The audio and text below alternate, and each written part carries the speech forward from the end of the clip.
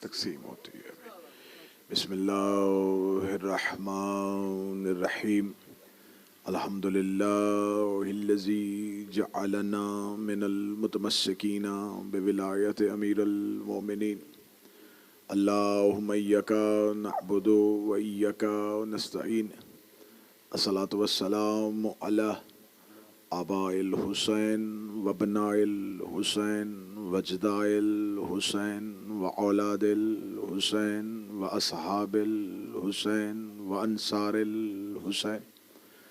ولعن اللہ تعالی علی اعداء الحسین. اما بعد فقد قال حق سبحانہ تعالی فی کتابہ المجید وفرقان الحمید. بسم اللہ الرحمن الرحیم. محمد رسول اللہ والذین معه اشدوا علی الکفار ورحماء بینہم. بلندتر صلوات.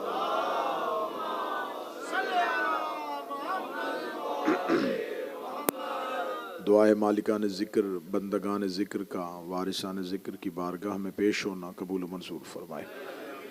آقا زادی اس عبادت کا بہتر سے بہتر اجر عطا فرمائے. آپ نے ایام اعظام میں جتنا پرسہ گریہ آہ و بکا ذکر حسین ابن علی کے لیے گھروں سے نکلنا مجلس حسین میں بیٹھنا، ان تمام صعوبتوں کو تمام تکلیفوں کو سیدہ عبادت میں شمار فرمائے. آپ کا ذکر حسین ابن علی پہ آنا خصوصی خوشنودی جناب سیدہ میں میرا مالک ہمیشہ کے لیے درج فرمائے. جو جو حاجات جو جو دعائیں آپ بارگاہ معصومین میں لے کے آتے رہے ہیں مولا، وہ جو ہمارے حق میں بہتر ہیں وہ بی بی کے حق کا واسطہ قبول و منظور فرمائے. ہمیں ایام اعضاء کے گزرنے کے بعد عرفان حسین پورا سال مسلسل اپنے دلوں میں قائم رکھنے کی توفیق عطا فرمائے. عزاداری حسین اپنی نسلوں میں منتقل کرنے کی صلاحیتیں عطا فرمائے. وارث زمانہ کے ظہور میں تاجیل فرمائے. اس امام بارگاہ آغا آرگنائزیشن، ان کے عہدے داران، ان کے خدمت گزاران، ان کے رفقائے کار، اس امام بارگاہ سے جتنے متعلقین ہیں جو موجود ہیں، میرا مالک انہیں صحت کے ساتھ زندگی عطا فرمائے. جو جا چکے ہیں انہیں میرا مالک امام حسین علیہ السلام کے پہلو میں جگہ عطا فرمائے. دعاؤں کی قبولیت کے لیے مل کے باواز بلند صلوات تلاوت فرمائے. اللہم صلی علی محمد. آج کی مجلس برادر ذی وقار جناب سید جون عباس جعفری صاحب اور ان کی فیملی کی جانب سے ہے. سیدہ عالمیان ان کی اس عبادت کو اپنی خصوصی کرم کے ساتھ جلیلۃ القدر بارگاہ میں منظور و مقبول فرمائے. آج مومنین کے لیے لنگر و نظر و نیاز کا اہتمام سید شبیع الحسن زیدی ہمارے حسن بھائی ان کی جانب سے ہے. سید عالمیان ان کے رزق معرفت میں، رزق ولایت میں، دنیاوی رزق میں اضافہ فرمائے.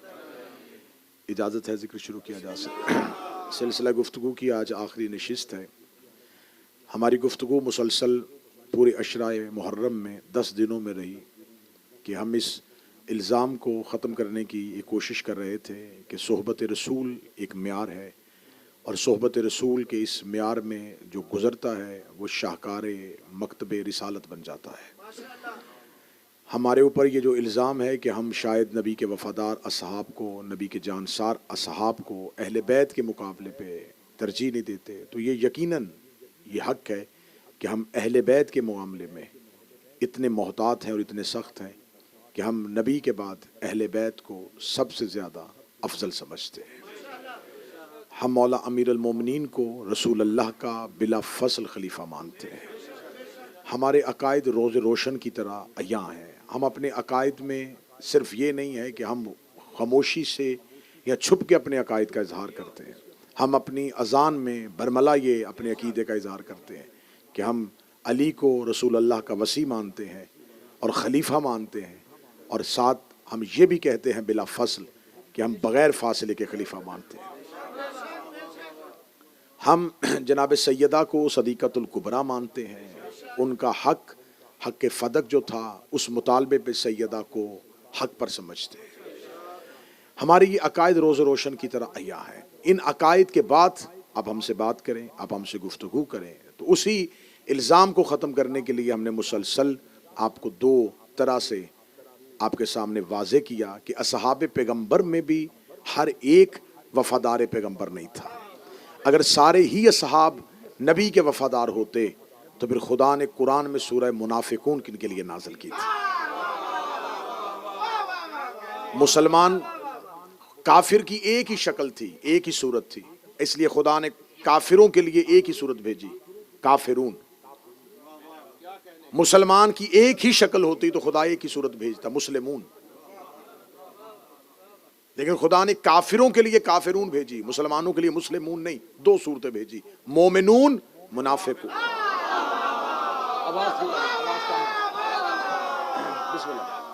مومنون اور منافقون.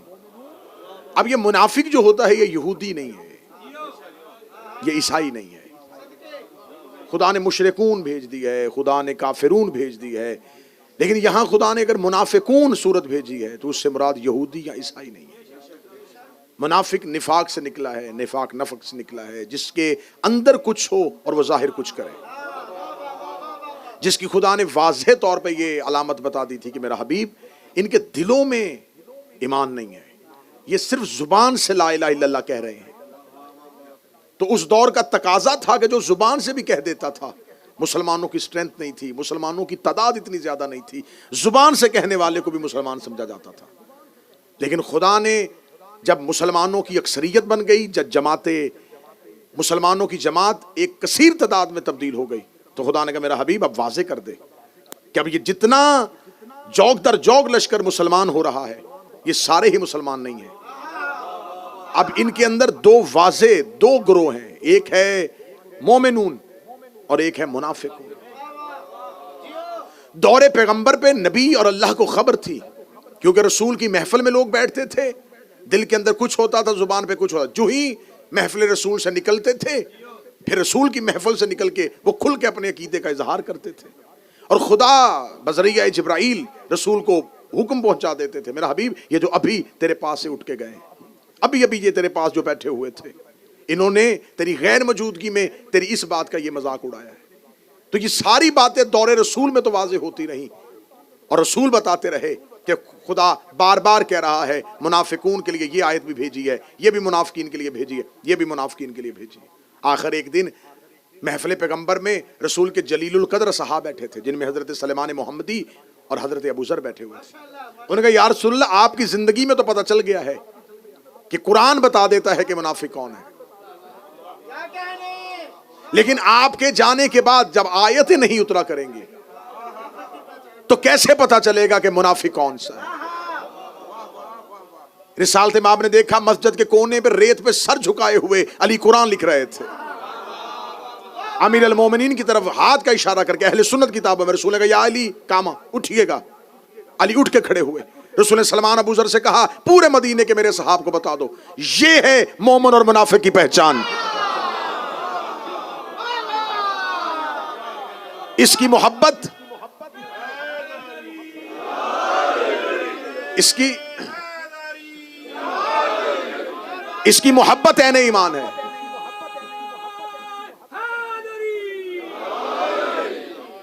اس کی محبت عین ایمان ہے اور اس کا بغض منافقت. یہ اہل سنت برادران کی جید احادیث کی کتابوں میں مسلسل یہ حدیث درج ہوئی ہے کہ مومن اور منافق کی پہچان صرف اور صرف محبت امیر المومنین. اور خدا نے مذمت کی ہے کہ اگر منافق دل میں ایمان نہ رکھے تو زبان سے کلمہ پڑھے تو اسے کوئی فائدہ نہیں ہوگا. ایک شخص نے محفل رسول میں آ کے کہا پوچھا تھا یا رسول اللہ نیکیاں کیا ہیں اور گناہ کیا ہیں، سیئات کیا ہیں اور حسنات کیا ہیں؟ اس نے کہا کہ رسول بتائیں گے نماز نیکی ہے، جھوٹ گناہ ہے، روزہ نیکی ہے، چوری گناہ ہے، زکوٰۃ نیکی ہے، زنا گناہ ہے. رسول مجھے نیکیاں گنوائیں گے اور گناہ گنوائیں گے. یا رسول اللہ نیکیاں کیا ہیں اور گناہ کیا ہیں؟ اور اس نے فوراً کاغذ قلم نکالا کہ اب رسول نیکیاں بھی لکھوائیں گے اور گناہ بھی لکھوائیں گے. سنی کتابوں میں حدیث کی کتابوں میں ہے رسول نے فرمایا حب علی سے بڑی نیکی کوئی نہیں، بغض علی سے بڑا گناہ کوئی نہیں. حب علی سے بڑی نیکی کوئی نہیں ہے.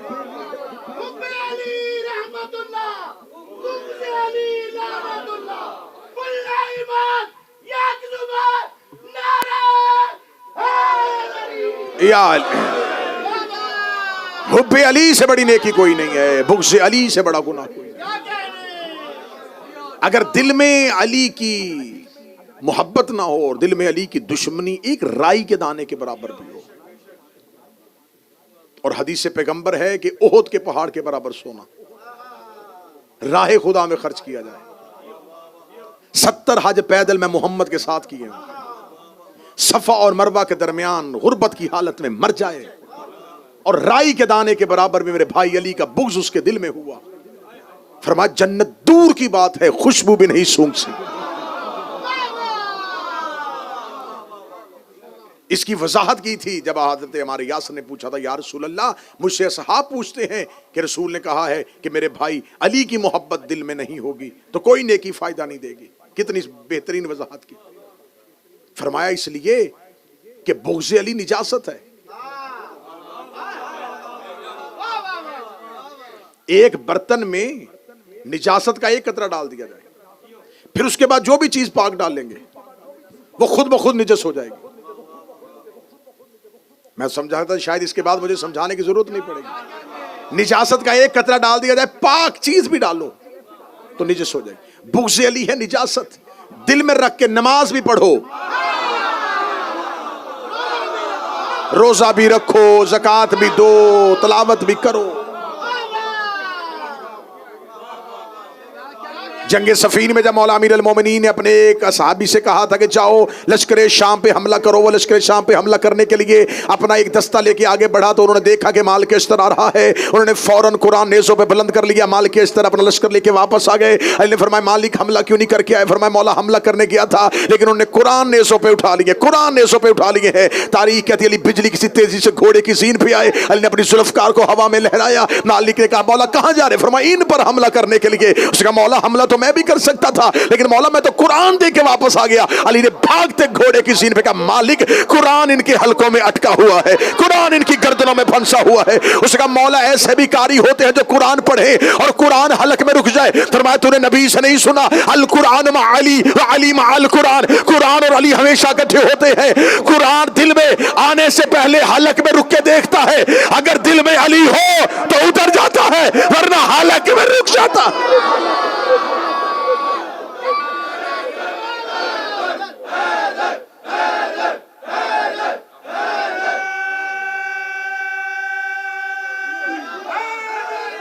یار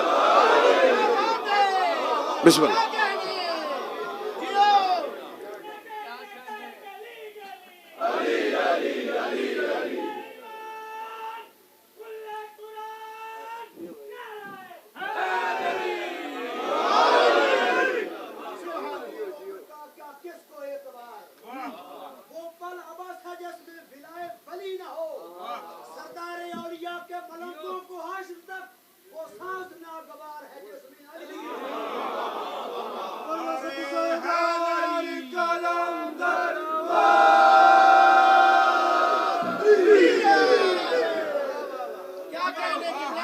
تو یہ سب سے بڑا اعتراض ہے کہ آپ شاید صحابہ پیغمبر کو نہیں مانتے، ہم صحابہ پیغمبر کو مانتے ہیں، لیکن قرآن ہمیں بتا رہا ہے کہ ہر صحابی مومن نہیں تھا۔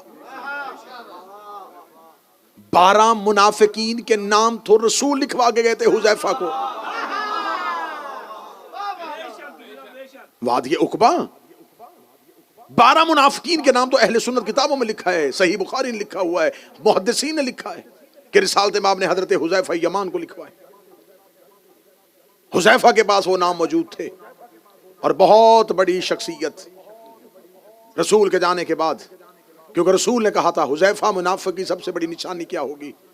سب سے بڑی نشانی یہ ہوگی نام نہ بتانا، نام بتاؤ گے اسلام یہیں پہ رک جائے گا، تبلیغ اسلام کا سلسلہ بند ہو جائے گا۔ یہ آواز بلند کر دیں کہ کل مسلمان کرتا ہے، مسلمان کرنے کے بعد پھر ان کے قتل کے فتوے دے دیتا ہے، تبلیغ اسلام رک جائے گی، تو نام نہ بتانا۔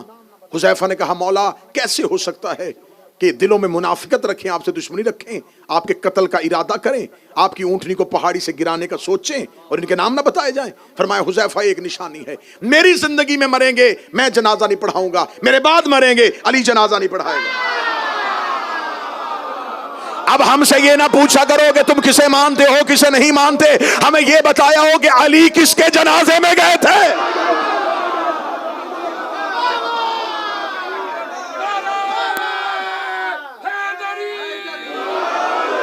مصروفیت ہے. کیا مصروفیت تھی کہ علی نہیں گئے؟ اگر مصروفیت کی وجہ سے نہ جانا ہوتا مدائن میں جا کے سلمان کا جنازہ پڑھا دیا. منافق کا جنازہ رسول نے فرما دیا. اور جب بھی مدینے میں کوئی مرتا تھا ایک بہت بڑی شخصیت حذیفہ کے دروازے پہ آتی تھی. تو جنازے پہ جا رہا ہے؟ ہاں تو چلیں پھر. اب میں یہ عقیدہ، یہ لفظ اگر آپ کے ذہن بن گئے تو اب میں کہنا لگا ہوں اس پیغام کو جہاں تک ہو سکے وہ نشر کر دیجئے. برادران اہل سنت، آپ کو بہت غلط گائیڈ کیا گیا ہے کہ ہم شیعہ صحابہ کرام کی عزت نہیں کرتے، ہم صحابہ کو برا کہتے ہیں. میں دعائے زہرا نارتھ ہیمپٹن میں اس پورے مجمع کی نمائندگی کرتے ہوئے کہہ رہا ہوں، ہم صحابی کو برا نہیں کہتے، ہم منافق کو برا کہتے ہیں.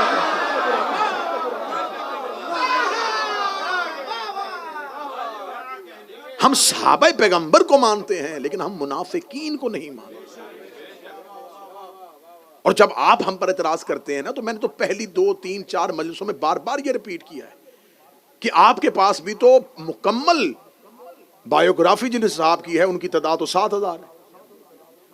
ان سے زیادہ کو تو آپ ہی نہیں مانتے. جب آپ ہم پر اعتراض کرتے ہیں نا کہ شیعہ صحابہ کو نہیں مانتے، میں کھل کے بات کر لیتا ہوں، بندے کھل کے بات نہیں کرتے. آپ کے ذہن میں کچھ لوگ ہوتے ہیں،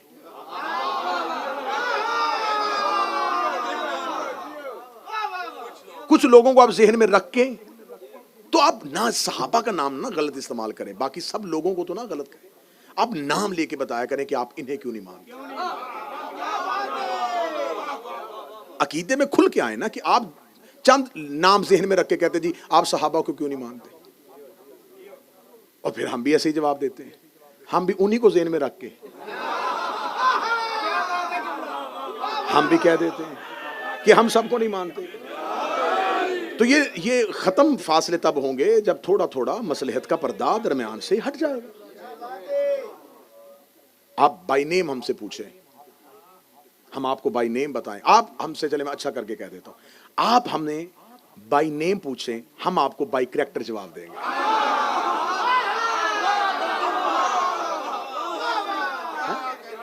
آپ ہمیں بائی نیم بتائیں کہ آپ کہیں جی آپ ان کو کیوں نہیں مانتے، ہم فوراً کتابوں سے کریکٹر پڑھیں گے. اس پڑھنے کے بعد آپ کو کہیں گے جی یہ کردار ہے. ہم شخصیت پرستی نہیں کرتے، ہم کردار کی عزت کرتے ہیں. اگر تو یہ کردار عزت کے قابل ہے تو مان لیں. یقین کریں ہم فیملی بیک گراؤنڈ کی وجہ سے نہ کسی کو چھوڑتے ہیں نہ مانتے. اگر ہم فیملی بیک گراؤنڈ دیکھتے تو محمد بن ابی بکر کو کیوں مانتے؟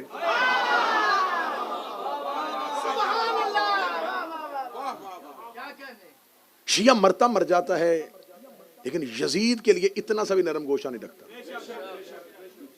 اس کے بیٹے نے صرف آ کے اپنے باپ کے تخت کو ٹھوکر ماری ہے. کریکٹر آیا سامنے، ہم نے کردار قبول کر لیا. کیا مصلحت تھی، کیوں کیا تھا، ہم نے کہا نہیں یہ جملہ قابل قبول ہے. بے شک یزید کا بیٹا ہے. تو ہمارے ہاں نہیں دیکھا جاتا کہ کون کس کا باپ ہے کس کا بیٹا ہے. ہم یہ دیکھتے ہیں کہ اس کی اہل بیت سے اور رسول کے گھر سے محبت کیا ہے. تو اگر ہمارا یہ معیار غلط ہے، آپ یہ سمجھتے ہیں کہ نہیں ہم اندھی تقلید کریں، ہر کسی کو ماننا شروع کر دیں، تو یہ ہم سے نہیں ہو سکتا. اب ہم آپ کو بتاتے ہیں کہ اصحاب پیغمبر میں سے دیکھیں یہ جو اتنا بڑا واقعہ رونما ہو گیا ہے، 10 دن سے ہم رو رہے ہیں، 10 دن سے ہم سڑکوں پہ ہیں. پوری دنیا کا ہر شیعہ ان 10 دنوں میں سیاہ لباس پہن کے احتجاج کر رہا ہے. یہ احتجاج کس چیز کا ہے؟ امام حسین کی شہادت کا، کہ 61 ہجری کو 10 محرم کو عراق کے صحرا میں نبی کے خاندان کا ایک قتل ہوا ہے. ہم آج تک سڑکوں پہ اس لیے پھر رہے ہیں، احتجاج اس لیے کر رہے ہیں کہ اس قتل کے حقیقی قاتل گرفتار نہیں ہوئے. میں بڑی اہم گفتگو آپ سے کرنا چاہوں گا کیونکہ شب عاشور ہے، تو میں چاہتا ہوں کہ پیغام پورے کا پورا نشر ہو جائے. ہم یہ چاہتے ہیں کہ قتل حسین پر انصاف ہو. مسلمان اگر اپنے دامن سے قتل حسین کا دھبا ختم کرنا چاہتے ہیں تو ان مجرموں کی عزت کرنا چھوڑ دیں جو بلا واسطہ یا بالواسطہ قتل حسین میں شریک ہے. قتل حسین میں اکیلا یزید شریک نہیں ہے. قتل حسین میں یزید صرف اعلی کار ہے. یزید کے پیچھے کچھ محرکات ہیں جن کی وجہ سے اس نے اتنا بڑا قدم اٹھا لیا کہ جس کا کلمہ پڑھتا تھا اسی کا خاندان قتل کیا. اور یہ واقعہ کوئی 200 سال بعد بھی نہیں ہوا، نبی کے جانے کے 50 سال بعد. اس دور میں اگر جا کے دیکھیں تو اس دور میں لوگوں کی جو ایوریج ایج ہے وہ 100 سال سے اوپر ہوتی تھی. امام حسین علیہ السلام کے اصحاب میں سے 90-91 سال کے اصحاب تو حسین کے ساتھ لڑ رہے تھے، امام حسین کے لشکر میں شامل تھے. تو اس کا مطلب ہے کہ 100+ لوگ آسانی سے جی لیتے تھے. اور یہ واقعہ کربلا کب ہوا؟ رسول کی شہادت سے 50 سال بعد. اس کا مطلب ہے کہ وہ لوگ زندہ تھے جنہوں نے اپنی آنکھوں سے نبی کو دیکھا تھا. وہ رسول زندہ تھے جنہوں نے اپنی آنکھوں سے نبی کی گود میں حسین دیکھا. ان لوگوں نے اس قتل میں کیا کردار ادا کیا؟ وہ واقعہ کربلا میں کہاں تھے؟ کیونکہ مسلم امہ 2 حصوں میں تقسیم ہو چکی تھی. ایک وہ تھے جو یزید کی حکومت اور یزید کی مملکت کو اسلامی حکومت سمجھ رہے تھے. اور یہ لوگ کون سے تھے؟ نبی کے دور کے لوگ تھے. میرا اہل سنت بھائی بہت آسانی سے بات تک پہنچ سکتے ہیں. اگر یہ قتل حسین میں شریک نہیں تھے تو انہیں انصار حسین میں ہونا چاہیے تھا. اب میں یہ بھی نہیں کہوں گا کہ سب غلط ہو گئے تھے. 3 حصوں میں تقسیم ہو چکی تھی امت. ایک وہ تھے جو کھل کے یزید کا ساتھ دے رہے تھے، ایک وہ تھے جو کھل کے حسین کا ساتھ دے رہے تھے. درمیان میں ایک ایسا گروہ تھا، ایک ایسی کثیر تعداد تھی جو وقتی طور پہ فیصلہ نہیں کر پائی کہ اب ہمیں کیا کرنا چاہیے. ان میں سے بہت سو نے بعد میں کسی نہ کسی طریقے سے نصرت امام کرنے کے لیے ہر ممکن کوشش کی. جنہوں نے بعد میں کوشش کی وہ نام بھی تاریخوں میں لکھے ہوئے. اب یہاں پر آ کے کہا جاتا ہے کہ صرف یزید جو تھا وہ قتل امام حسین علیہ السلام میں شریک تھا. نہیں، ہم شیعوں کے لیے کوئی معمولی قتل نہیں ہے، ہمارے امام کا قتل ہے. ہم اس کی مکمل انویسٹیگیشن چاہتے ہیں. ہم یہ چاہتے ہیں ہمیں بتایا جائے کہ یزید کیا اپنی مرضی سے تخت خلافت میں بیٹھ گیا تھا؟ آخر اسے بیعت ہوئی تو وہ خلیفہ بنا. تو وہ بیعت کیوں ہوئی، کنہوں نے کی، کس نے کروائی، وہ سارے محرکات کیا تھے؟ نہیں جی، وہ یزید کو اس کا باپ جو ہے اسے نامزد کر دیا تھا. تو اس کا مطلب ہے کہ قتل حسین میں انویسٹیگیشن اگر آگے بڑھے گی تو صرف یزید شریک نہیں، وہ بھی شریک ہے جس نے یزید کی حکومت کا رستہ ہموار کیا. اب اگر یزید قتل حسین میں اکیلا شریک نہیں ہے، اس کی حکومت سازی کرنے کے لیے، اس کو حاکم بنانے کے لیے جو بھی شریک تھا، وہ چاہے اس کا باپ تھا، وہ اس قتل کے اندر آ گیا. اب یہاں پر آ کے پھر تحقیق نہیں رکے گی، تحقیق پھر اس کے آگے جائے گی. آخر یزید کے باپ معاویہ بن ابو سفیان کو شام کی حکومت کس نے دی تھی؟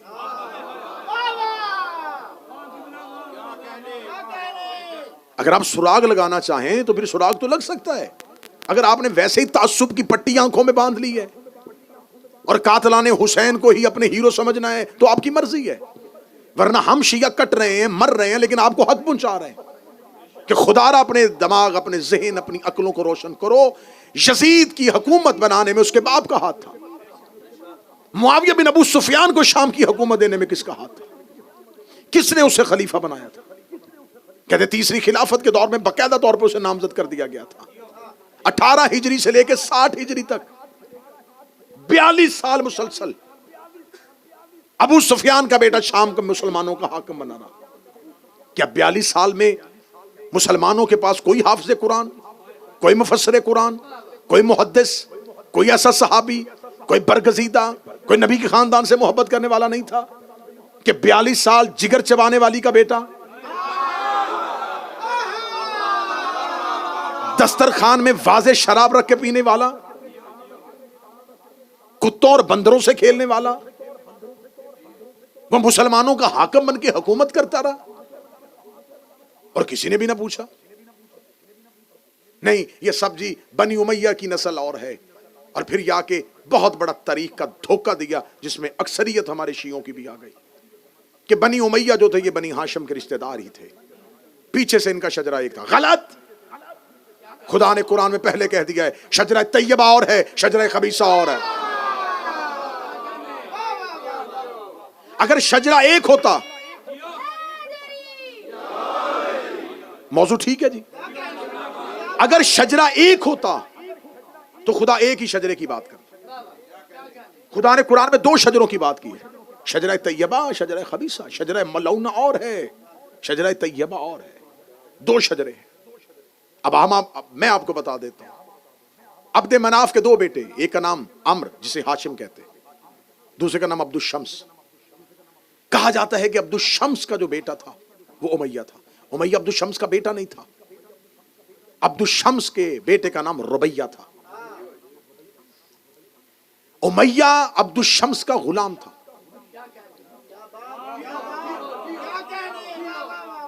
جب یہ رسول کے دادا ہیں جناب ہاشم اور جناب عبد الشمس، یہ دونوں دادا ہیں، یہ شام میں رہتے تھے، کیونکہ شام میں اس دور میں بزنس، تجارت، سب کچھ شام میں تھا، شام میں مقیم تھے۔ جب عبد الشمس کے ہاں ایک غلام رہتا تھا جس کا نام امیہ تھا، عبد الشمس کا انتقال ہو گیا، امیہ نے اس کے سارے کاروبار کو سنبھال لیا۔ پتہ چلا کہ عبد الشمس کا حقیقی وطن تو مکہ ہے، اور مکہ میں اس قبیلے کو بڑی عزت کی نگاہ سے دیکھا جاتا ہے۔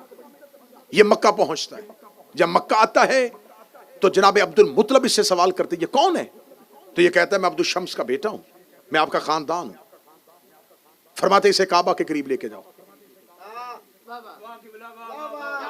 کیونکہ ہماری نسل کا کوئی بھی ایسا فرد نہیں ہے جو کعبے کی عزت سے واقف نہ ہو۔ یہ وہاں پر جا کے جھوٹی قسم دیتا ہے، لیکن عبد المطلب جو ہیں وہ اس کی قسم کا انکار کرتے ہیں کہ اس کی نہ حجر اسود تعظیم کر سکتا ہے، نہ اسے کعبے کی عزت و عظمت کا اندازہ ہے، اور بنی ہاشم مشترکہ طور پر اس کو مکہ سے نکال دیتے۔ یہ ہسٹری میں اہل سنت کتابوں سے ثابت کرنے کے لیے تیار، اس کو نکالا جاتا ہے مکہ سے۔ یہ مکہ سے نکلتا ہے، پھر یہ دوبارہ شام آ جاتا ہے۔ شام میں آ کے یہ ایک شادی شدہ عورت کے ساتھ اپنا تعلق بناتا ہے۔ وہاں سے اس کے ہاں ایک بیٹا پیدا ہوتا جس کا نام ہے زکوان۔ یہ زکوان کو لے کے دوبارہ اپنے وطن، اپنے گھر جاتا ہے، اور اپنی حقیقی بیوی کا عقد اپنے اس بیٹے کے ساتھ کرتا ہے۔ تاریخ میں خدا نے جسے شجرہ خبیثہ کہا ہے اس کی بنیاد تو دیکھیں۔ وہاں سے اس کے ہاں ایک بیٹا پیدا ہوتا ہے جس کا نام ہے حرب۔ پھر اس کے ہاں بیٹا پیدا ہوتا ہے جسے کہتے ہیں صخر۔ اسی صخر کی کنیت ابو سفیان ہے۔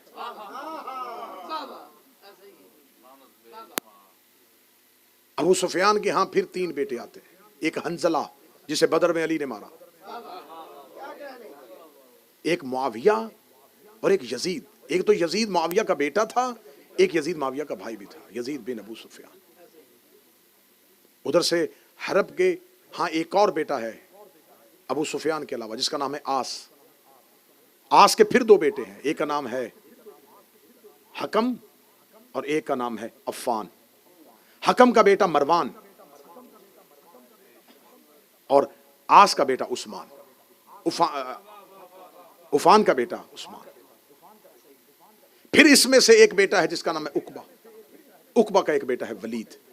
یہ وہی ولید ہے جب امام حسین سے بیعت مانگی گئی تو یہ مدینے کا والی تھا، مدینے کا حاکم تھا۔ اس کو خلافت کے دور میں کوفے کا حاکم بنا دیا گیا تھا، یہ کوفے کا مسلمانوں کا والی بنا ہوا تھا دور یزید میں۔ اور اہل سنت کتابیں کہتی ہیں اس نے شراب کے نشے میں آ کے فجر کی نماز مسلمانوں کو پڑھائی، اور 2 رکعت کی بجائے 4 رکعت نماز پڑھائی۔ مال کے اشتر وہاں موجود تھے۔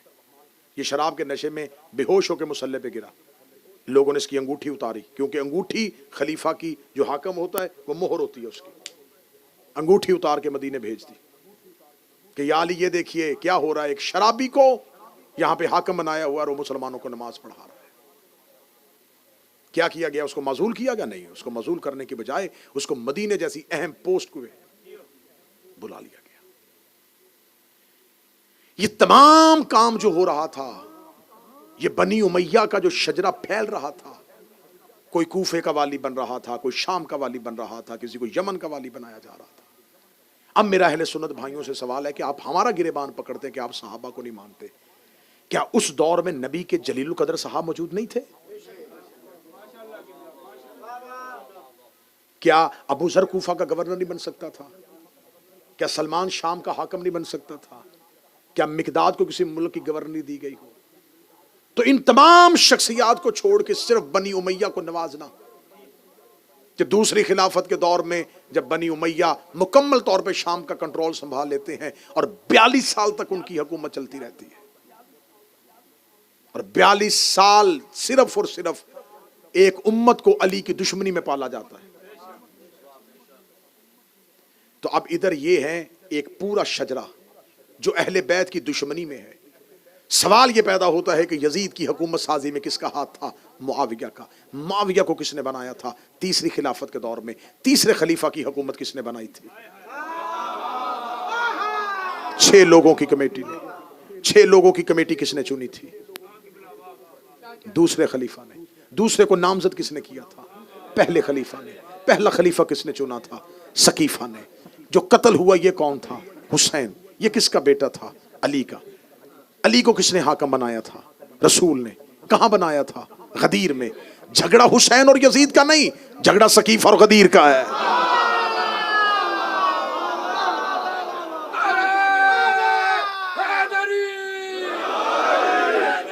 لڑائی یزید اور حسین کی نہیں ہے، جنگ سقیفہ اور غدیر میں ہے. میں ہر سال یہ چیخ کے پوری دنیا کے سامنے کہتا ہوں، قطعاً منافقت نہ کیا کرو حسین کے ساتھ. پورا سال یزید کے کیمپ میں رہنا، 10 سال کے لیے حسینی بننے کی ایکٹنگ کرنا. فوراً سارے مسلمان کہتے ہم بھی امام حسین کو مانتے ہیں. ہمارے گاؤں میں آ کے دیکھیے ہم کتنی سبیلیں لگاتے ہیں. ہم 10 محرم کو اتنی حلیم کی دیگیں پکاتے ہیں. دیگیں پکانے سے حسین ملتا ہے؟ سبیلیں لگانے سے حسین ملتا ہے؟ 10 دن کے لیے صرف راضی کرنے کے لیے. کیوں؟ ہمیں تیری منافقت کا پتہ ہے. تو 10 دن حسین اس لیے ہوتا ہے کہ ادھر یزید کھڑا ہے. اب یزید کے کیمپ میں نہ جانے کی وجہ سے ساری مسلم امت نے کہہ دیا یزید غلط، یزید غلط، یزید غلط، یزید غلط، یزید غلط. کیوں بھائی؟ اکیلا یزید؟ سارے آ کے کہ نہیں حسین صحیح یزید غلط، حسین صحیح یزید غلط، حسین صحیح یزید غلط. مجھے نہیں پتا تقریر کسی بندے تک پہنچ رہی ہے، کون سو کے سن رہا ہے، کون جا کے سن رہا ہے. میں جملہ کہنے لگا ہوں حسین صحیح یزید غلط. حسین صحیح کہنے کے لیے کئی غلط کہنے پڑتے ہیں. اتنا سستا نہیں ہے حسین.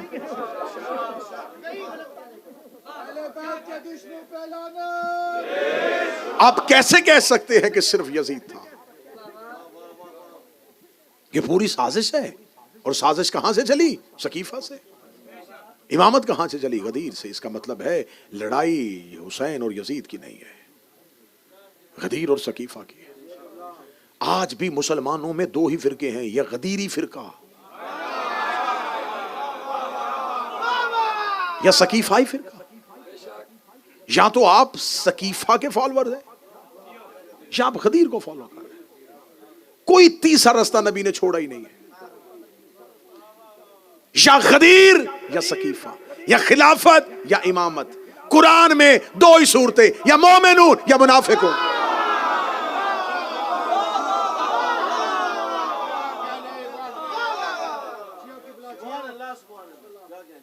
غدیر میں کون کون ہے؟ آؤ میں تمہیں غدیر تلاشی دے لیتے ہیں نا، اپنے اپنے مکتب کی تلاشی دے دیتے ہیں. میں نبی کے خاندان کے قاتل ڈھونڈنے ہیں نا، تو آؤ اپنا اپنا مکتب کھولو، تلاشی دو. آؤ ہمارا مکتب دیکھ لو.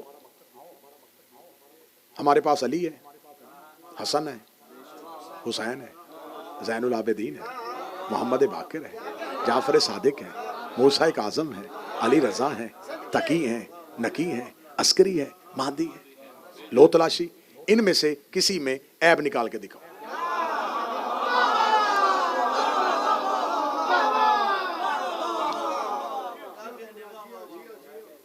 آؤ ہم جن کو مانتے ہیں ان میں فاطمہ بنت اسد ہے، خدیجہ بنت خویلد ہے، فاطمہ بنت محمد ہے، زینب بنت علی ہے.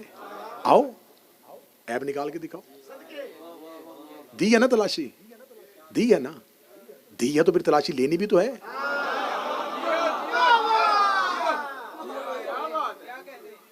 آئیں آپ کے پاس خلافت, دیں تلاشی. پہلا خلیفہ حضرت ابو بکر, دوسرے حضرت عمر, تیسرے حضرت عثمان, چوتھے حضرت معاویہ, پانچویں تھوڑی دیر کے لیے حسن, چھٹے یزید. آپ کی خلافت میں تو یزید کھڑا ہے. خلافت مکمل ہی نہیں ہے جب تک چھٹے نمبر پر یزید کو نہ وہ مانے, کیونکہ بھائی آپ اس کے کردار کو نہیں مان رہے, خلیفہ تو رہا ہے نا.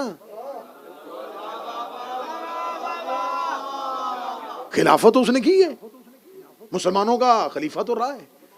ہمارے پاس تو وہ آ ہی نہیں سکتا, کیونکہ ہمارے پاس تو امامت والے ہیں. آپ نے خلافت والی تعداد پوری کرنی ہے تو آپ کو یزید رکھنا پڑے گا, کیونکہ وہ خلیفہ مسلمانوں کا رہا ہے. آپ کہتے جی اس کا کردار بڑا گندا تھا لیکن وہ خلیفہ رہا ہے, تو یہی بات تو ہم کہہ رہے ہیں کہ کردار ٹھیک نہیں تھے اور خلیفہ رہے ہیں.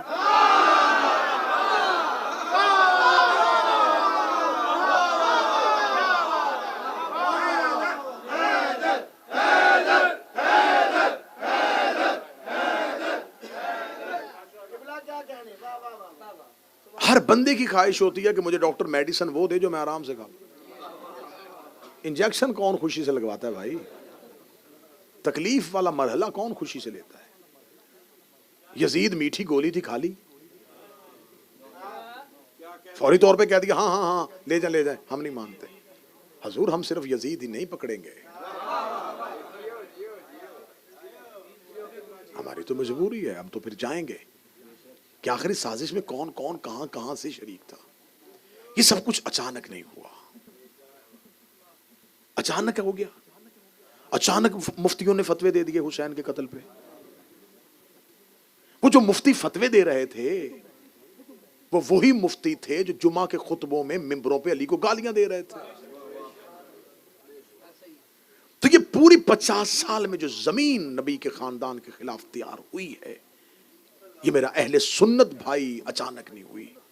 اگر محرم تمہیں لے ہی آیا ہے حسین کے گھر میں, حسین تمہیں کھینچ ہی لایا ہے اپنے گھر میں, تو آج شب عاشور ہے, آج ہی حور بن جاؤ.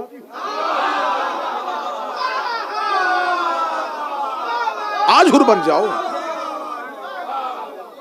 آج اب واپس نہ جانا,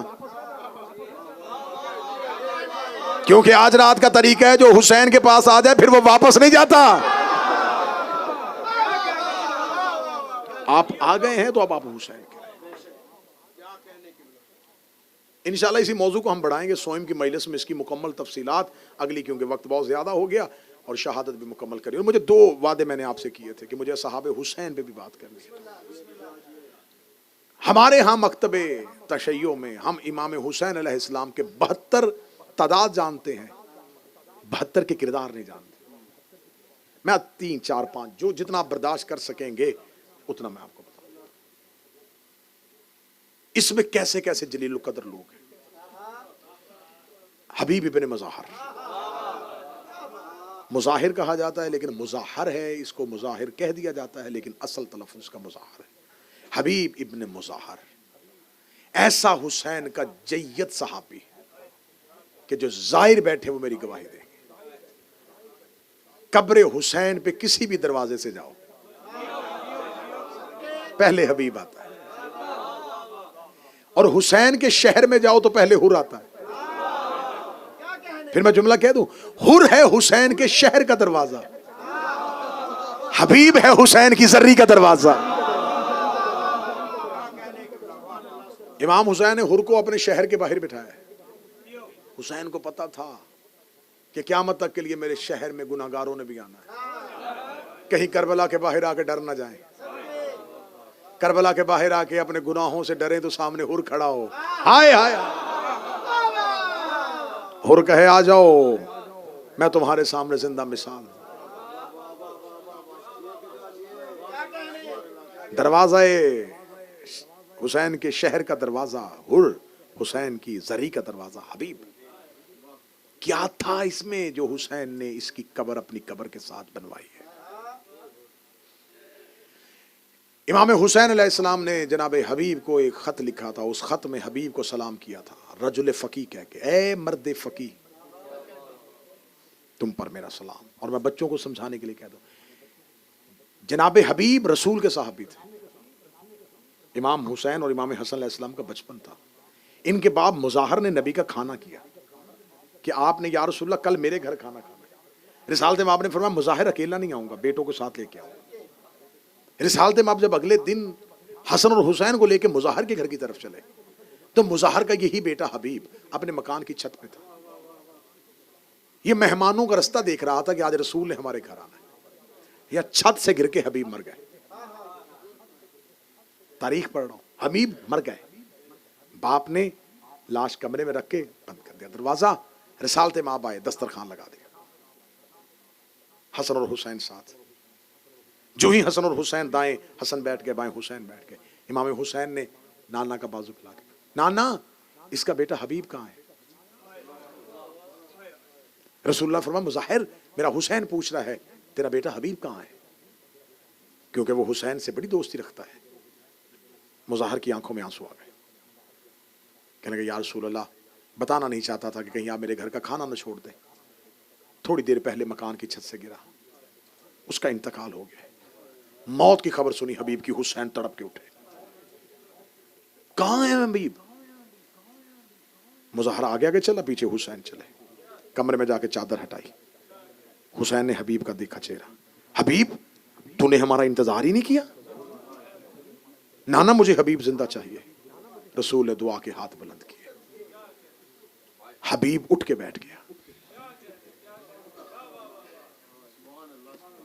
کتابیں کہتی ہیں کہ حبیب مدینہ کی گلیوں میں حسین کے پیچھے پیچھے رہتے تھے، اور یہ کیا کام کرتے تھے؟ مولا حسین کے پاؤں کے نیچے سے مٹی اٹھا کے چوما کرتے تھے۔ رسالت مآب نے جناب حبیب کو گود میں بٹھا کے کہا تھا میرے اللہ یہ جیسے میرے حسین کو حبیب رکھتا ہے، میں چاہتا ہوں تو اسے ایسے ہی اپنا دوست رکھ۔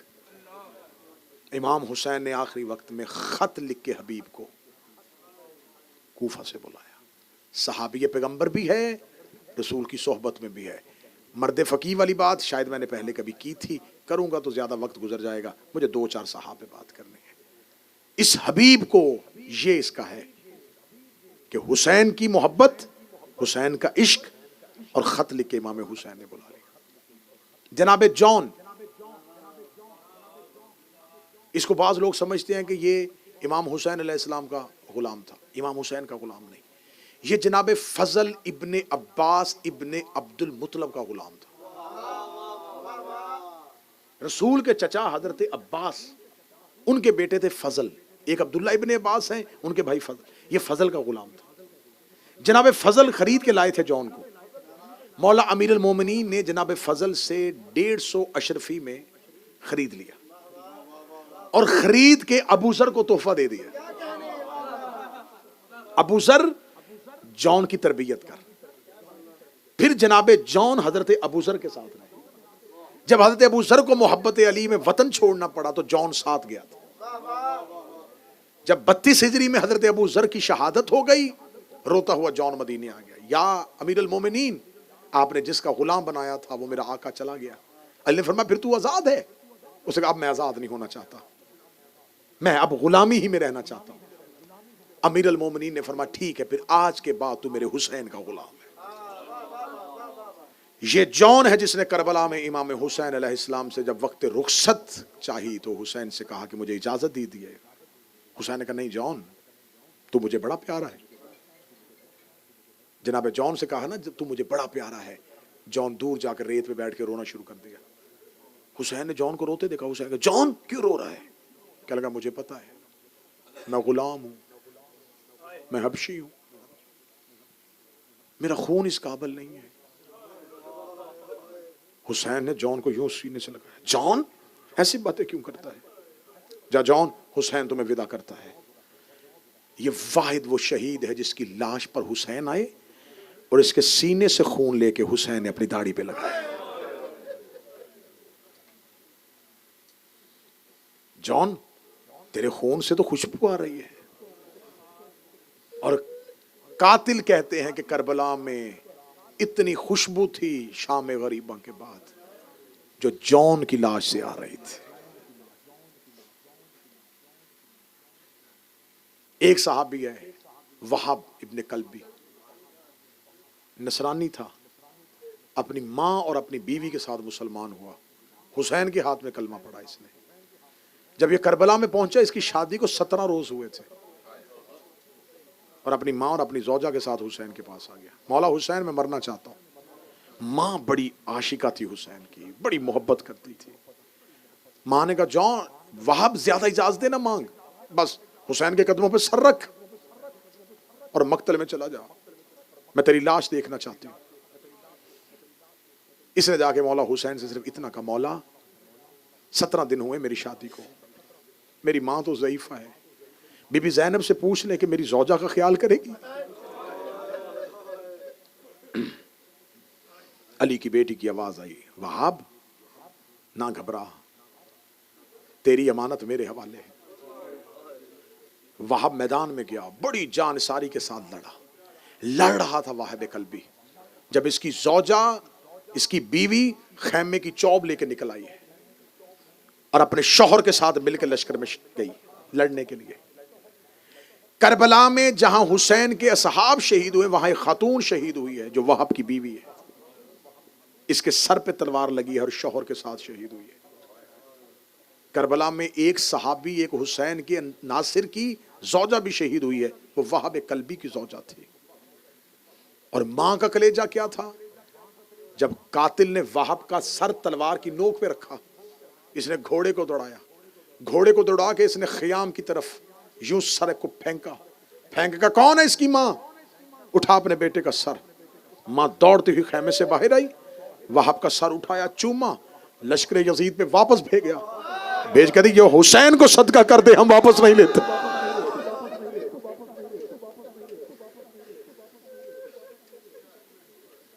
زہیر ابن کین پیشے کے اعتبار سے طبیب تھا، پیشے کے اعتبار سے طب جانتے تھے، تیسری خلافت کا قائل تھا. یہ نہیں ہے کہ پہلے سے ہی صحیح العقیدہ شیعہ تھا، نہیں، تیسری خلافت کے دور میں اس نے تیسری خلافت کا ساتھ دیا ہے. جب پتا چلا نا امام حسین مکہ پہنچ گئے ہیں، زہیر، یہ باتیں ضروری ہیں بچوں کو بتانے کے لیے. جناب زہیر کو پتا چلا کہ حسین مکہ پہنچ گئے ہیں. زہیر نے کہا اگر میں مکہ گیا تو حسین کہیں مجھے اپنے ساتھ نہ لے جائیں. اس نے اپنا قافلہ حسین سے فاصلے پہ رکھا. یہ مکہ کے رستے میں تھا جب حسین کا قافلہ دور، حسین کا پڑاؤ تھا. اس نے دیکھا یہ کس کے قافلے کا پڑاؤ ہے؟ کہتے حسین کا. اس نے کہا نہ، قریب نہ جانا، حسین ساتھی اکٹھے کر رہا ہے. یزید کے خلاف حسین نے قیام کر دیا، کہیں حسین مجھے نہ بلا لے. اس نے دور جا کے صحرا میں رستوں سے ہٹ کے اپنا قافلہ لگا دیا، وہاں پڑاؤ کیا. یہ اپنے گھر والوں کے ساتھ بیٹھا ہوا کھانا کھا رہا تھا. تاریخ نے منظر لکھا ہے کہ اس کا ایک گھٹنا زمین پہ تھا، ایک گھٹنا اٹھایا ہوا تھا. اس نے یوں لقمہ اٹھایا ہے اور دروازے پہ آ کے قاصد نے کہا زہیر تمہیں حسین بلا رہا ہے. وہیں سے اس نے لقمہ چھوڑ دیا. اپنی بیوی سے کہنے لگا جس چیز کا ڈر تھا وہی ہوا، میں نہیں چاہتا تھا کہ حسین مجھے بلائے. بیوی نے کہا شرم کر، فرزند رسول ہے، نہ جانا اس کے لشکر میں، سن تو آ کیا کہہ رہے ہیں. گیا. حسین ابن علی اپنے خیمے میں بیٹھے ہوئے تھے. فرزند رسول آپ نے مجھے یاد کیا. فرمایا زہیر میں تمہیں لینے کے لیے آیا ہوں. زہیر تو چل کیوں نہیں رہا؟ سر جھکایا. فرزند رسول کہاں؟ زہیر موت کی طرف. میں تمہیں بتاؤں میں تمہیں کوئی حکومت نہیں دوں گا. زہیر موت کی خوشخبری ہے، میرے ساتھ چلو گے تو شہادت ملے گی. زہیر کی آنکھیں ابھی بند تھیں. یہ حسین دیکھ رہے زہیر نہیں جانا چاہتا تو نہ جا، بس اتنا بتانا تھا میری ماں جنت کے دروازے پہ تیرا انتظار کر رہا ہے. چیخ نکلی زہیر کی. رو کے کہا اتنا مجبور ہو گیا، جو منتیں ہمیں آپ کی کرنی چاہیے تھی کہ ہمیں ساتھ لے جائیں، آپ کر رہے ہیں. مولا صرف اتنی اجازت دیں میں اپنی زوجہ کو طلاق دے دوں تاکہ میری بعد آزاد کی زندگی گزار سکے. بھاگتا ہوا آیا, کھانا وہیں پڑا تھا. بیوی نے کہا کھانا کھا کے تو حرام ہو گیا مجھ پر, حسین نے مجھے یاد کر لیا ہے. زوجہ نے دیکھے کہ آپ کہاں جا رہا ہے؟ کہتا میں تمہیں طلاق دینے کے لیے تیار ہوں, آزادی کی زندگی گزار. اسے کہا ڈوب جا, شرم کر, جب تک جہنم میں تھا مجھے ساتھ لے کے پھرتا رہا, جنت کے دروازے پہ جا رہا ہے تو مجھے اکیلی چھوڑ کے جا. میں سن رہی تھی جب حسین نے کہا ہے کہ میری ماں انتظار کر رہی ہے. زوجہ کو ساتھ لیا اور حسین کے ساتھ چلے گئے. کربلا میں زخمیوں کا علاج کرتا رہا ہے زہیر.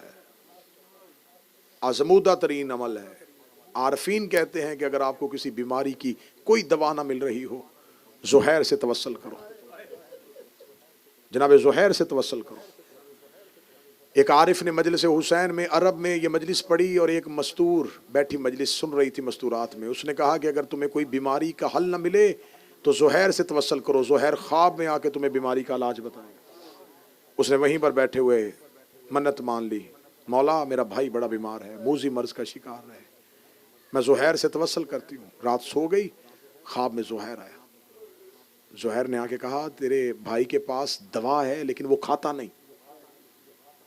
اٹھی, بھائی کو اٹھایا. بھائی میں آج مجلس میں گئی تھی, وہاں کوئی پڑھ رہا تھا کہ زہیر سے توسل کرو تو زہیر بیماری کا علاج بتاتا ہے. میں نے توسل کیا, خواب میں زہیر آئے. اس نے کہا تیرے بھائی کے پاس دوا ہے لیکن وہ کھاتا نہیں. اس کا عورت ہے, وہم میں پڑ گئی ہے, کون سی ایسی دوا ہے جو میں نے نہیں کھائی؟ میں ہر دوا کھاتا ہوں لیکن میری بیماری ٹھیک نہیں ہو رہی. آخر بہن تھی, کہتی نہیں میں سچ کہہ رہی ہوں, مجھے زہیر نے کہا ہے تیرے پاس کوئی دوا ہے اور وہ تو کھاتا نہیں. تھوڑی دیر کے بعد اٹھا, چیخ مار کے کہا زہیر نے سچ کہا, زہیر نے سچ کہا, زہیر نے سچ کہا. اس نے کہا کیا کہا؟ یقین آیا؟ اس نے کہا ہاں, میں مجلس حسین میں جاتا ہوں, تبرک نہیں کھاتا. تمہیں حسین کا واسطہ, اگر کوئی چھوٹا سا بھی تبرک لے کے کھڑا ہو نا, نظر انداز نہ کیا کرو. تمہیں کیا پتا ہے کہ اس کے پیچھے اس کا کتنا خلوص ہے. مولا حسین کے ایک ذاکر کے بارے میں مشہور روایت ہے کہ اس نے کسی جگہ پہ مجلس کے لیے گئے تھے, تو بانی مجلس نے چائے کا انتظام کیا. کوئی غریب تھا تو اس نے چائے کا گھونٹ لیا تو اس کو چائے ٹھنڈی محسوس ہوئی. اس نے کہا میں میزبان کو کہوں گا, اس کی دل آزاری ہوگی. اسے نظر بچا کے دروازے کے باہر چائے گرا دی. ذکر حسین کر کے گھر آیا, خواب میں سیدہ کی آواز آئی, میں تجھ سے بڑی ناراض ہوں. اس نے کہا بی بی میں تو تیرے بیٹے کا ذکر کر کے آیا ہوں. فرمایا جسے تو نے گرایا ہے وہ میں نے بنائی تھی. تجھے کیا پتا ہے کہ زہرا حسین کے تبرک کا انتظام خود کرتی ہے؟ تجھے کیا پتا ہے کہ میں فاطمہ تو زہرا اپنے بچے کی مجلسوں میں کیا کیا کرتی ہوں؟ تمہیں مولا حسین کا واسطہ, صرف مجلس حسین کا تقدس سمجھ لو, ذکر حسین کا تقدس سمجھ لو. وہ بڑا مشہور ہے نا کہ امام نے فرمایا تھا اگر سید الساجدین نے کہ مجھے کربلا کے بعد شادیاں اچھی نہیں لگتی. مومن نے کہا اسرار ہے مولا آئیے. فرمایا پھر گھر میں مجلس کروا, صرف میں نہیں آؤں گا, میری پھوپھی زینب بھی آئے گی.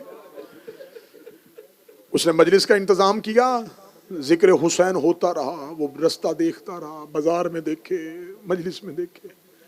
جب مجلس تمام ہونے کے قریب آئی, اس نے کہا سچی ماں کا بیٹا ہے, آپ کے حکم پہ میں نے مجلس کروائی تھی, آپ آئی نہیں. یا نیچے نگاہ پڑی جہاں لوگوں نے اپنے جوتے اتارے ہوئے تھے, وہاں پر ایک نئیف چادر کے نیچے تھا. آواز دے کے کہا مجھے وہاں نہ ڈھونڈ, تیرا امام یہاں بیٹھا ہوا. فرزند رسول میں نے آپ کے لیے نشست لگائی ہے. فرمایا نہیں. جب مجلس حسین میں آؤ تو یہ سوچو پتہ نہیں کہاں سجاد بیٹھے ہوئے ہیں, تبرک ملے, اسے جنت کی غذا سمجھ کے لو. بس آنکھیں برس گئی ہیں, میں 12 محرم کو باقی صحاب کا تذکرہ کر دوں گا کیونکہ مجھے شہادت بھی تھوڑی تفصیل سے پڑھنی ہے. کل یوم عاشور ہے, آج کی رات اور کل کا دن تمہیں غریب زہرا کا واسطہ, تمہیں شام کی قیدی بی بی کا واسطہ. اپنی حالت ایسے بنا کے رکھنا چہرہ دے کے پتہ چل جائے تیرا کوئی مر گیا ہے. سر کے بال کھلے رکھنا،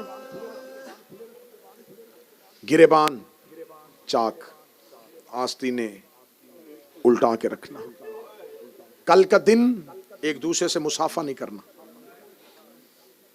نہ عاشورہ مصافحہ حرام ہے، نہ کرنا کسی سے مصافحہ۔ کوئی کہے بس سلام یا حسین، سلام یا حسین، غربت کی حالت میں دن گزارنا۔ اگر امام حسین کے گھر میں بیٹھے ہو تو اس بارگاہ کے اندر یہ سوچ کے بیٹھنا کہ یہاں پرسہ لینے کے لیے حسین کی ماں بیٹھی ہوئی۔ امام حسین علیہ السلام کے غم میں ماتم یہ پہچان ہے، ہمارا احتجاج ہے۔ خون کا پرسہ ہر اس بدن پہ آئے گا جس کے رگوں میں کہیں نہ کہیں خمیر میں خاک کربلا موجود ہے۔ آپ زنجیر کا ماتم نہیں کرتے، لیکن ان ماتمیوں کے لیے آسانی پیدا کرنا، کسی ماتمی کا ہاتھ پکڑ لینا، کسی کو پانی پلا دینا، کسی کو ہوا دے دینا، کسی نہ کسی طریقے سے حسین کی عزاداری میں نصرت ضرور کرنا۔ آپ جلوس میں شامل ہو رہے ہیں تو اس کا مطلب یہ نہیں ہے کہ آپ فٹ پاتھ پہ چلیں، یہ حسین کے لیے واک نہیں ہے، یہ حسین کا احتجاج ہے۔ ماتمی حلقے میں آئیں، آپ دو ہاتھ سے نہیں کر سکتے، آپ ایک ہاتھ سے ماتم کریں۔ آپ قمیض اتار نہیں سکتے، آپ قمیض پہن کے ماتم کریں۔ زنجیر زنی، خون کا پرسہ، ایک مومن دوسرے مومن سے متاثر ہوتا ہے اس کا لہو دیکھ کے۔ بہت دفعہ ایسا ہوتا ہے کہ زنجیر زنی کرتے کرتے مومن عزادار کے ذہن میں خیال بھی نہیں ہوتا، لیکن ایسا عشق، ایسا ولولہ دیکھتا ہے کہ وہ بھی حسرت کرتا ہے کہ کوئی مجھے زنجیر دو، میں بھی دو ہاتھ مارنا چاہوں۔ سفید کپڑے پہن کے بھی ماتم کرو گے تو یہ حسین کی عزاداری کی تشہیر ہے۔ ہم مجلسوں کے پوسٹر کیوں لگاتے ہیں؟ ریاکاری کے لیے نہیں، تاکہ جتنے ہو سکے لوگ متاثر ہو کے آئیں۔ مذہب اسلام کی ہر عبادت میں ریاکاری حرام ہے۔ آپ نماز نہیں پڑھتے، نمازی کی ایکٹنگ کریں گے، حرام ہے۔ لیکن وحد ہے حسین کا ذکر، جس میں رسول نے کہا ہے رو نہ سکو شکل بنا لو۔ یہ وہ عبادت ہے جس میں آ کے تم ریاکاری بھی کرو گے تو عبادت میں چلی جائے گی، تم رونے والی شکل بھی بناؤ گے تو اجر ہو جائے گا۔ سفید کپڑے غم کی نشانی، سفید لباس، یہ بعد میں سیاہ لباس جو ہے یہ بھی عرب میں تھا، لیکن سفید لباس بھی کفن کی علامت ہے۔ اگر آج بھی آپ کو عاشورہ کربلا میں نصیب ہو تو عاشورہ میں پورا عرب امام حسین کے حرم میں سفید لباس میں آتا ہے۔ ہم بر صغیر پاک و ہند والے لوگ جو ہیں، ہم سیاہ کو سو کے صورت میں لیتے ہیں، عرب کے لوگ سفید کو سو کی صورت میں لیتے ہیں۔ سفید کپڑے پہن کر بھی غم مناؤ گے پھر بھی سو کی علامت ہے۔ سیاہ والے سفید پر اعتراض نہ کرنا، سفید والے سیاہ پر اعتراض نہ کرنا۔ حسین کی عزاداری کی تشہیر ہونی چاہیے، لہو کا پرسہ ہونا چاہیے۔ ہو سکتا ہے کہ کوئی تیری خون سے بھری کمر دے کے رو پڑے، کیونکہ یہ جو ماتمی کے بدن پہ زنجیر کے نشان ہوتے ہیں یہ کیوں ہیں؟ حسین ہم کربلا میں ہوتے، ہم اپنا بدن تلواروں سے زخمی کروا لیتے، ماتمی کی خون سے بری ہوئی پشت دیکھ کے شاید کسی کو اکبر کا سینہ یاد آ جائے، شاید کسی کو عباس کے کٹے ہوئے بازو یاد آ جائے۔ رات شب بیداری میں گزارنا، آج کی رات جاگنے کی رات ہے۔ انسان ہو، بشری تقاضا ہے، بدن تھکے گا، نیند آنی شروع ہو، ساتھ والا مومن دوسرے مومن کو یہ نہ کہ میں تمہیں جگہ دیتا ہوں سو جا، نہیں، دیکھو ساتھ والے عزادار کو نیند آ رہی ہے، اس کا کاندھا ہلانا، اس کا کاندھا ہلا کے کہنا تھوڑی دیر جاگ، اکبر کی اذان ہونے والی۔ یہ وہ رات ہے جس رات میں رباب کا اصغر بھی نہیں سویا، یہ وہ رات ہے جس میں حسین کی سکینہ بھی نہیں سوئی۔ آج کی رات علی کی بیٹیوں نے صرف جاگ کے نہیں رو رو کے گزاری ہے۔ نافع ابن حلال کربلا کا ایک شہید ہے، وہ روایت کرتا ہے کہ شب عاشور میں نے دیکھا کہ ہر ایک اپنے اپنے خیمے میں عبادت الہی میں مصروف تھا۔ حسین کے خیمے سے تلاوت اور تسبیح کی آوازیں آ رہی تھی۔ نافع کہتا تھوڑی دیر بعد مجھے آواز حسین رکی ہوئی محسوس ہوئی۔ میں اپنے خیمے سے نکلا کہ میرے مولا کی تسبیح کی آواز کیوں رک گئی ہے۔ نافع کہتا میں نے دیکھا حسین خیمے سے نکل کے خاموش صحرا میں چل رہے تھے۔ نافع کہتا میں پیچھے پیچھے چلا، حسین نے پیچھے مڑ کے کہا نافع جی مولا کیوں پیچھے آ رہا ہے؟ مولا زمانہ دشمن ہے، سامنے قاتلوں کا رش ہے، مولا آپ رات کے اس پہر میں اکیلے کیوں آ رہے ہیں؟ فرمایا نافع تو میرے ساتھ چل۔ پیچھے پیچھے نافع بن حلال کہتا میں چلا۔ حسین چلتے چلتے ایک جگہ پہ گئے، اس ریت پہ جا کے حسین بیٹھ گئے۔ حسین نے سر سے امامہ اتارا، حسین نے وہ ریت اٹھا کے اپنے چہرے پہ لگانی شروع کی۔ نافع کہتا میں نے غریب زہرا کی یہ حالت دیکھی، میری چیخیں بلند ہوئی، میں نے رو کے کہا مولا حسین اس خاص جگہ پہ آگے کیوں رو رہے ہیں؟ فرمایا نافع پہچانا یہ جگہ کون سی ہے؟ مولا نہیں پہچانا۔ فرمایا یہاں میرا اکبر گھوڑے کی زین سے گرے گا، یہ وہ جگہ ہے جہاں میرے اکبر کا لہو گرے گا، اور میرا 18 سال کا شبیہ پیغمبر،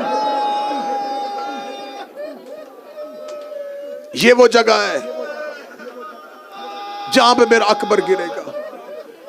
نافع کہتا ہے کہ پھر مجھے آگے لے کے گئے، آگے لے جا کے کہتے ہیں نافع یہ وہ جگہ ہے جہاں میرے عباس کے بازو کٹیں گے، نافع یہ وہ جگہ ہے جہاں میرے اصغر کو تیر لگے گا، نافع یہ وہ جگہ ہے جہاں قاسم گھوڑے کی زین چھوڑے گا۔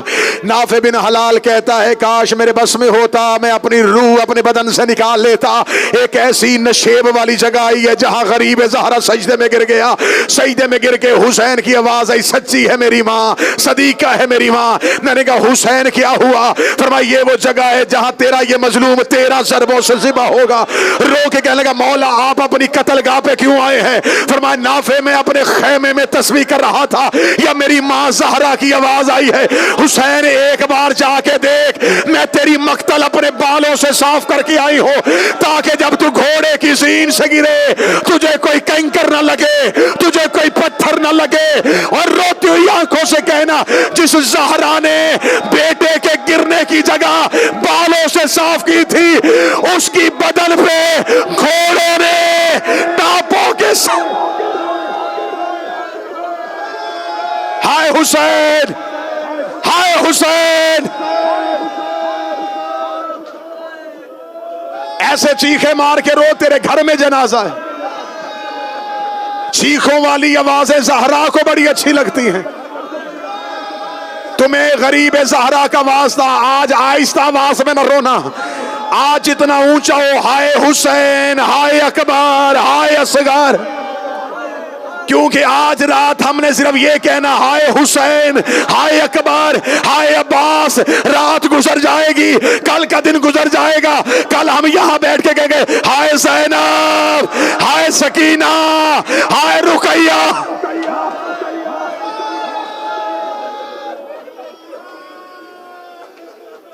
حسین کے اکبر کی شہادت، کربلا کے درد کے قرآن کی سب سے مظلوم صورت، حسین کا بیٹا علی اکبر، جو اکبر کے ماتمی بیٹھے ہو، مجھے غریب زہرا کی قسم، حسین نے کسی مقتول کے قاتل کو بددعا نہیں دی۔ پتہ نہیں کتنا جگر چھلنی ہوا تھا حسین کا۔ اکبر کی لاش پہ آگے حسین کہتا اے اکبر کا قاتل خدا تجھے برباد کر دے، اور تو نے میرا محمد کی شکل والا بیٹا مار دیا۔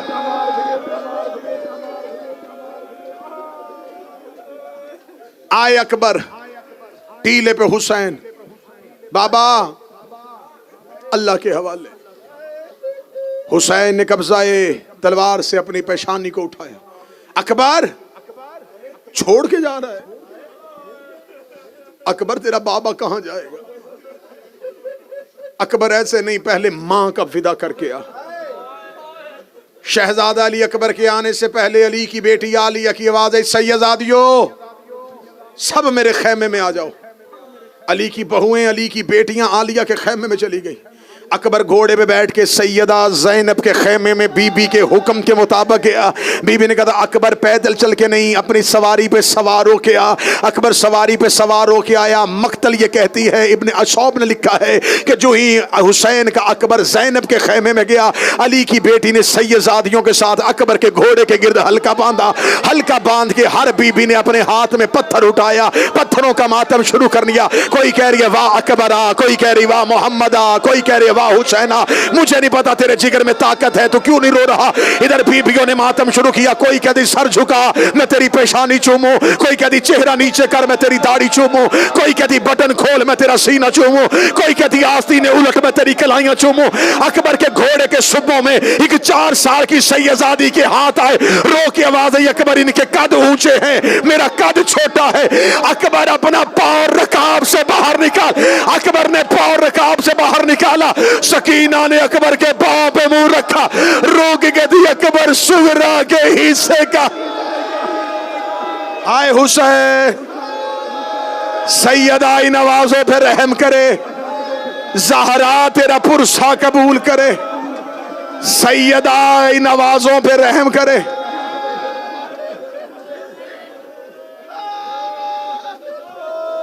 अकबर सुगरा के हिस्से का बोसा। पहला विदा हुआ अली की बेटी से। मीर अनीस ने इस मंजर को लिखा है। वो कहते ज़ैनब के खैमे से अकबर का घोड़ा नहीं, ज़ैनब के खैमे से अकबर का जनाजा निकल रहा था। अकबर दरवाजे पे आया, अलमों वाले अब्बास ने हाथ पकड़ा। अकबर, अकबर जी चाचा गाजी, अकबर एक बार मां से मिल के आ। ये सतर मैं पढ़ूंगा, मेरी माएं बहनें बेटियां जो सुन रही हैं। अकबर अपनी मां से मिल के आ। अब्बास हाथ थाम के ले आए बीबी लैला के खैमे पे। शहजादा अली अकबर खैमे के अंदर गए और बाहर आ गए। अब्बास की आवाज आई, अकबर इतनी जल्दी मिलाया? वादे चचा अब्बास मेरी मां खैमे में नहीं है। जब कहा ना मेरी मां खैमे में नहीं है, फरमाया फजल की मां देख, अकबर की मां खैमे में नहीं है। फजल की मां अब्बास की सोचा खैमे के अंदर गई। अकबर की मां खैमे की कनात के साथ खड़ी कांप रही थी। फजल की मां की आवाज आई, लैला तेरा अकबर मिलने के लिए आया था। फरमाया फजल की मां अब्बास से कह ज़ैनब से जाके मुझे इजाजत ले दे, मैं अकबर को बेटा कह लूं। मैंने 18 साल अकबर को बेटा नहीं कहा। 18 साल मैं अकबर की जवानियां देखती रही और मुझे एक बार अकबर को बेटा।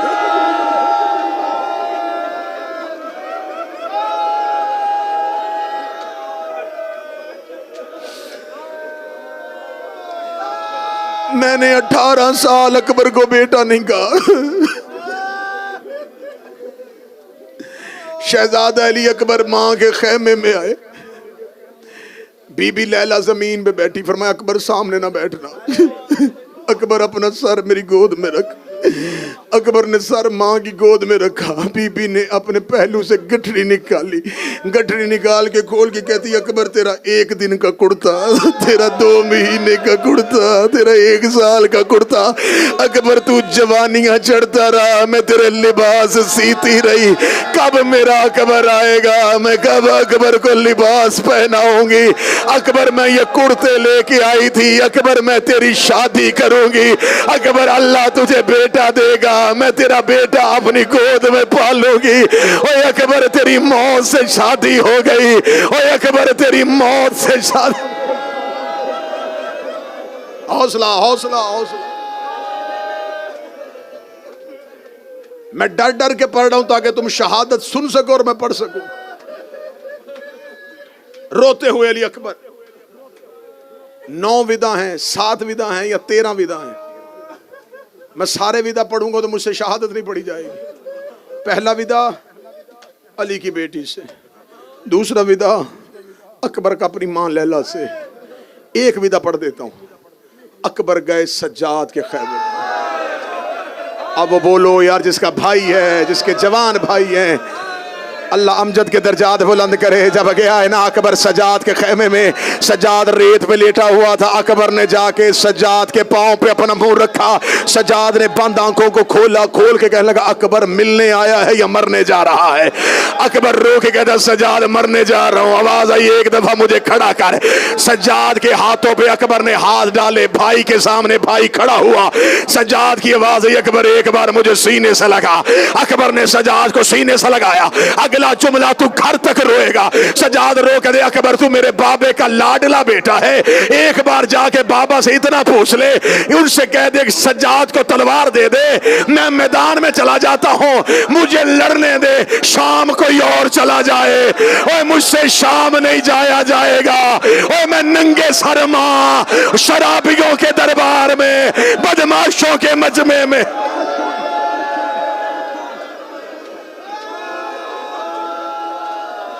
اوے اکبر سارے چھوڑ کے جا رہے ہو.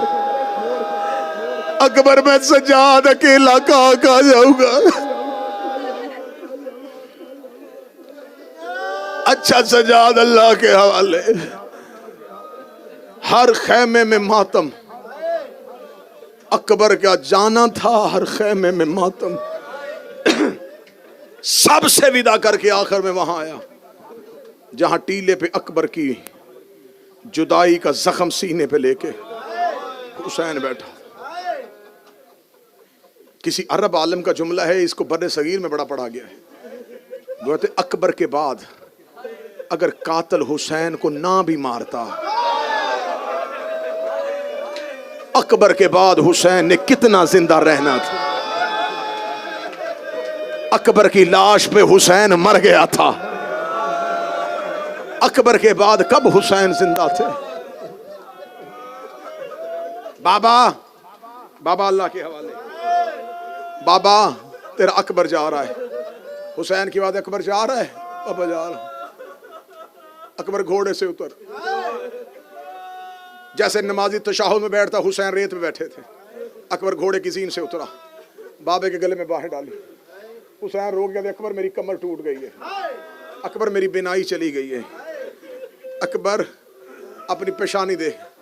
اکبر کی پیشانی چومی. اچھا اکبر اللہ کے حوالے. اکبر گھوڑے کے قریب, اکبر واپس آ. اکبر واپس آیا. جی بابا.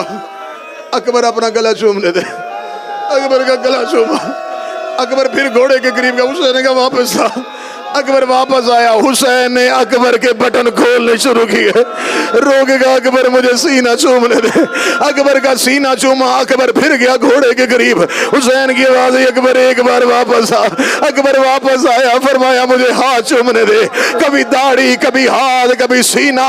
مقتل کہتی 7 مرتبہ حسین نے بیٹا واپس بلایا.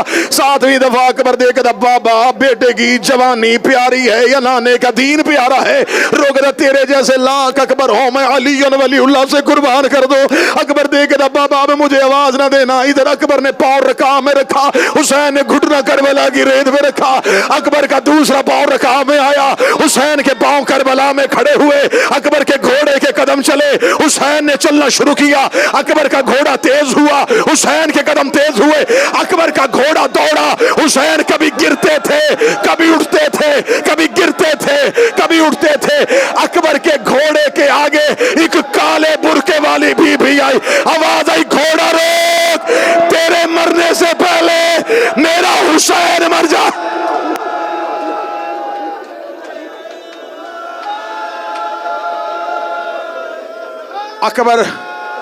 اکبر گھوڑا روک. اکبر گھوڑا روک. اکبر تیرے مرنے سے پہلے اکبر میرا حسین مر جائے گا. حسین اٹھے. اکبر گھوڑے کی زین سے اترا.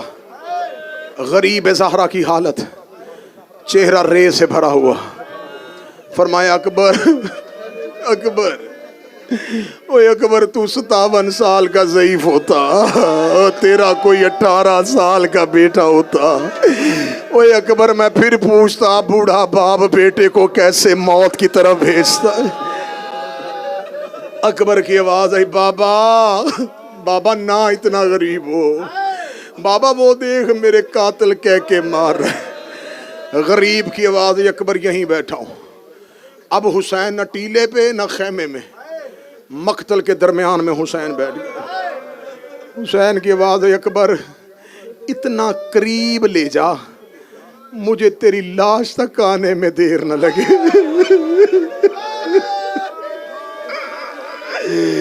اکبر مجھے وہاں بٹھا کے جانا جہاں مجھے تم تک پہنچنے میں دیر نہ لگے۔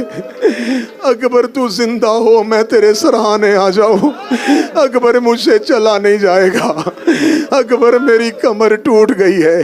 اکبر گھوڑے کی زین پہ بیٹھ گیا، ادھر اکبر کے ٹاپوں کی آواز حسین کے کانوں میں آئی، رو کے کہتے اما زہرا میرا مقدر، بابا علی میرا اکبر چلا گیا۔ حسین وہیں بیٹھے تھے، یا حسین کے کان میں آواز آئی بابا میں گر گیا، بابا میں گر گیا، بابا میں گر گیا، بابا میں گر گیا۔ مقتل کہتی غریب نے اٹھنے کی کوشش کی، اٹھا نہیں گیا۔ مجھے حسین کی قسم ہے، تمہیں لوگ بتاتے ہیں حسین کوہنیوں کے بل چلا ہے، کربلا کی مقتل کہتی غریب زہرا نے ریت پہ ہاتھ مارنے شروع کیے، رو رو کے کہہ رہا تھا اکبر اکبر تیرا بابا ضعیف ہو گیا۔ حوصلہ حوصلہ حوصلہ حوصلہ حوصلہ حوصلہ حوصلہ حوصلہ میرا بیٹا، حوصلہ حوصلہ حوصلے کے ساتھ، حوصلے کے ساتھ۔ اور جوانوں اپنے باپ کو نصیب ہو ساری رات ماتم کرنا،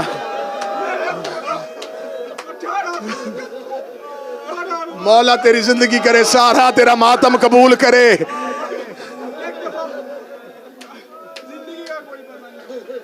میں پڑھتا ہوں اکبر، میں پڑھتا ہوں اکبر، میرا بیٹا میں پڑھتا ہوں اکبر۔ تیرے گھر میں ماں بھی ہوگی، تیرے گھر میں باپ بھی ہوگا۔ میں جس کی شہادت پڑھنے آیا ہوں اس کی لاش پہ نہ بہن آ سکی ہے، اس کی لاش پہ نہ ماں آ سکی ہے۔ حسین کوہنیوں کے بل نہیں، حسین نے ریت پہ ہاتھ مارنے شروع کیے۔ حسین رو رو کے کہہ رہے تھے کوئی مجھے اکبر تک لے جائے، کوئی مجھے اکبر تک لے جائے، کوئی مجھے اکبر تک لے جائے۔ یہ ہے شہزادے کا جنازہ، جنازہ سامنے رکھ کے کہہ رہا ہوں، یہاں سے گزرتا تھا کوئی حسین کو تعزیہ نہ مارتا، کوئی حسین کو تماچا مارتا، مار مار کے کہہ رہے تھے ہم نے تیرا اکبر مار دیا، ہم نے تیرا اکبر۔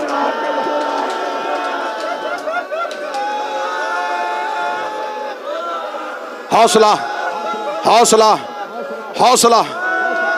غریب بیٹے کی لاش پہ کیسے پہنچا؟ چل کے۔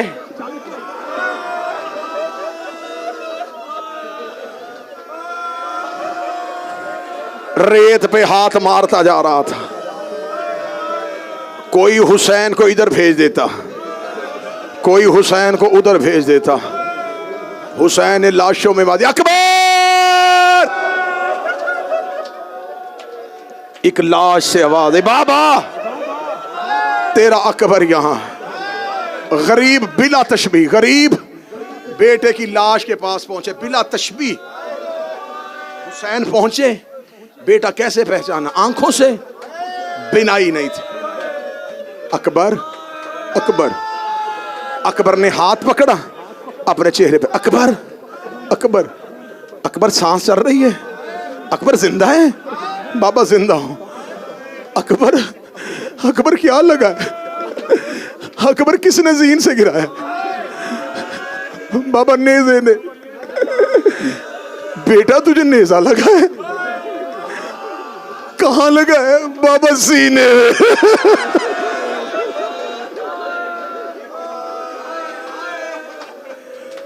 نفسیات کا معاملہ ہے، نفسیات کا۔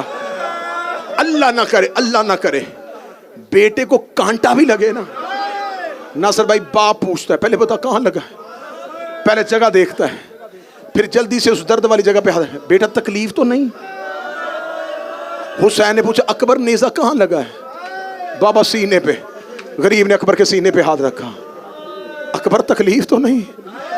اکبر کہتا بابا برچھی توڑ گیا ہے، بابا نیزے کی انی میرے جگر کے اندر ہے۔ حسین کی آواز آئی کس نے مارا نیزہ؟ فرمایا نمیر کے بیٹے حسین نے۔ فرمایا خدا تجھے غرق کرے، وہ تو نے میرے چاند کے سینے پہ نیزہ اتار دیا، تیرا قاتل کہاں کھڑا ہے؟ آواز آئی بابا وہ سامنے کھڑا ہے۔ حسین کی آواز آئی اکبر دے اجازت میں تیرے سینے سے برچی نکالوں۔ اکبر کی آواز آئی بابا ایسے نہیں، پہلے دادا ابراہیم بلا، دادا اسماعیل بلا، نجف سے بابا بلا، بقیہ سے ماں بلا۔ آواز آئی سارے کربلا کے ٹیلوں پہ کھڑے ہیں، آخری جملہ اور جنازہ جوان کا اٹھ جائے گا۔ حسین نے اپنا گھٹنا کربلا کی ریت پہ رکھا، حسین نے اکبر کے نیزے پہ ہاتھ ڈالا، ادھر حسین نے برچی پہ ہاتھ ڈالا، حسین نے برچی باہر نکالی، برچی نہیں آئی، اکبر کا جگر نیزے کی انی پہ آ گیا۔ آواز آئی بابا تیرا اکبر مر گیا، تیرا اکبر مر گیا، ہائے جوان۔